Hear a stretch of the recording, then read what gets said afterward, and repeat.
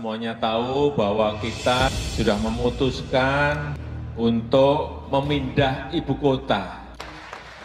Sekarang ini dalam proses mendetailkan lagi perencanaannya dan membuat undang-undangnya. Dalam proses semuanya kita harapkan nanti bulan Juni sudah selesai. Dan perlu saya sampaikan bahwa kita itu tidak ingin memindahkan hanya lokasinya saja, bukan itu. Juga bukan memindahkan gedungnya, gedung istana atau gedung kementerian ke Kalimantan Timur, juga bukan itu. Yang ingin kita pindahkan adalah sebuah budaya baru. Pemindahan ibu kota kan sudah dijelaskan, ini bukan pekerjaan yang mudah. Bagaimana caranya memindahkan itu? Kalau dipindahkan ibu kota, bagaimana fasilitasnya? Kita tahu di Jawa ini kepadatan penduduknya saya kira sudah bagus. Tapi di Jawa sendiri penduduknya 57% dari total penduduk di Indonesia. Memang ke depan sudah tidak memungkinkan lagi. Sehingga kemarin saya putuskan di luar Jawa pindah. Mencari feelingnya, biar dapat feelingnya. Biar dapat feelingnya. Kalau sudah dapat feelingnya nanti kalkulasinya, hitung-hitungannya memutuskan itu lebih mudah. Kalau ke lokasi aja belum, dapat feeling dari mana? Dalam rapat tadi diputuskan, yaitu memindahkan ibu kota ke luar Jawa. Ya, ini barangkali salah satu keputusan penting kan hari ini, dan tentunya akan dilanjutkan dengan tas berikutnya yang akan bicara lebih teknis.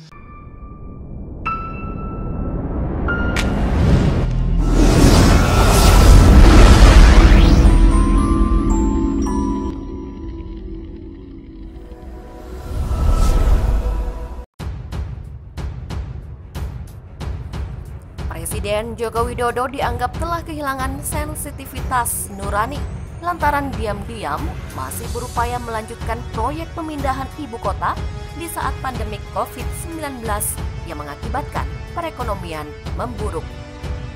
Demikian diungkapkan Direktur Eksekutif Center for Social Political Economic and Law Studies, Ubaidillah Badrun, usai mendapatkan dokumen yang menunjukkan perkembangan proyek pemindahan ibu kota saat ini.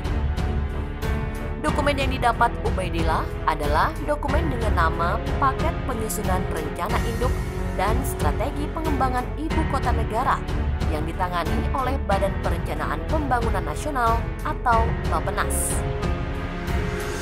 Di tengah situasi sosial ekonomi yang memburuk akibat COVID-19, Jokowi ternyata seolah-olah diam-diam masih terus melakukan upaya untuk melanjutkan proyek infrastruktur pemindahan ibu kota.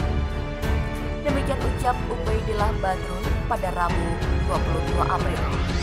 Hal itu terlihat dari bergulirnya proyek penyusunan master plan ibu kota negara. Terkait proyek tersebut sudah tercantum dalam dokumen layanan pengadaan secara elektronik. Proyek tersebut, kata analis sosial politik Universitas Negeri Jakarta ini, bernilai 85 miliar rupiah yang dijalankan melalui penunjukan langsung. Entah perusahaan mana dan milik siapa nanti yang akan ditunjuk langsung. Fakta tersebut menandakan bahwa proyek pemindahan ibu kota negara di tengah derita rakyat saat ini akan terus dilaksanakan.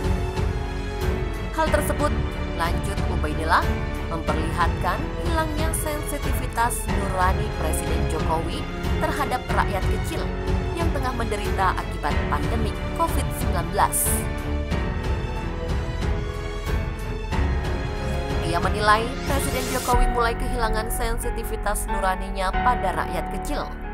Di tengah rakyat menderita akibat COVID-19 dengan korban yang terus bertambah, dan ada juga rakyat yang meninggal karena kelaparan di Banten, Jokowi justru mendorong proyek infrastruktur terus dijalankan. Seolah ego, kepentingan, dan ambisinya menutupi hati nuraninya.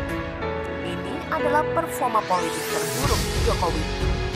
Dengan demikian, Ubaidillah menyarankan agar Jokowi untuk segera menghentikan seluruh proyek infrastruktur dan mengutamakan nyawa rakyat yang terdampak pandemi COVID-19.